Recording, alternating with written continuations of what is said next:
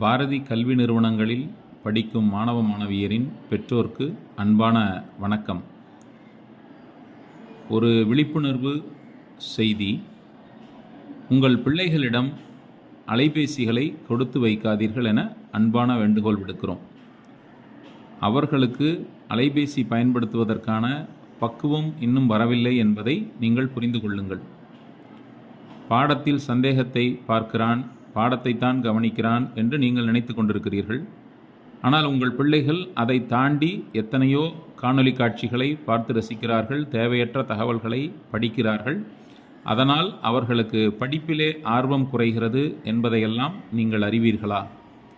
Online விளையாட்டுகள், இணைய வழியில் நடக்கும் எத்தனையோ முறைகேடுகளை அவர்கள் இந்த வயதில் தெரிந்து கொள்ளத்தான் வேண்டுமா? ஆகவே பெற்றோர்களே, சிந்திப்பீர். தூக்கமின்மை, மன அழுத்தம், சோர்வு, எதிலுமே ஆர்வமின்மை போன்ற பல நோய்களுக்கு, உடல் உபாதைகளுக்கு அதிகப்படியான செல்போன் பயன்பாட்டினால் உங்கள் பிள்ளைகள் பாதிக்கப்படக்கூடும் என்பதை நீங்கள் அறிவீர்களா? நாள்தோறும் நாட்டிலே எத்தனையோ குற்றங்கள் இணைய வழியில்தான் நடக்கிறது என்பதை நாம் பார்க்கிறோம். பெண் பிள்ளைகள் மிகவும் ஜாக்கிரதையாக இருக்க வேண்டும். அலைபேசியின் வாயிலாக அவர்கள் முகம் தெரியாத பலரிடம் ஏமாந்து போவதற்கு வாய்ப்பு இருக்கிறது. உங்களுடைய புகைப்படங்கள், வீடியோக்களை தவறாக மற்றவர்கள் பயன்படுத்துவதற்கும் வாய்ப்பு இருக்கிறது.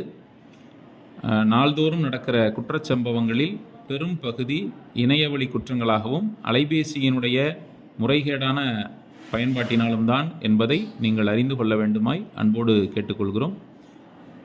மீண்டும் ஒரு முறை அன்புடன் அறிவித்துகிறோம். பெற்றோர்களின் கண்காணிப்பின்றி பிள்ளைகள் அலைபேசிகளை ஒருபோதும் பயன்படுத்த அனுமதிக்காதீர்கள். இது உங்கள் பிள்ளைகளின் எதிர்கால நலன் கருதி தெரிவிக்கப்படுகிறது. படிக்கும் வயதில் புத்தகம்தான் அவர்களுக்கு உற்ற தோழனாக இருக்க வேண்டுமே தவிர அலைபேசி அல்ல.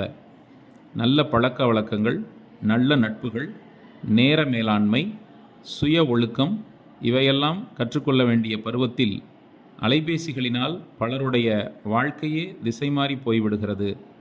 ஆகவே அன்பிற்குரிய பெற்றோர்களே, உங்கள் பிள்ளைகள் அலைபேசி பயன்படுத்த அனுமதிக்காதீர். தேவைப்பட்டால் உங்கள் கண் முன்பாக அவர்களை பாடம் சார்ந்த சந்தேகங்களை தெளிவுபடுத்திக் கொள்ள பயன்படுத்த செய்யுங்கள். புரிதலுக்கு நன்றி.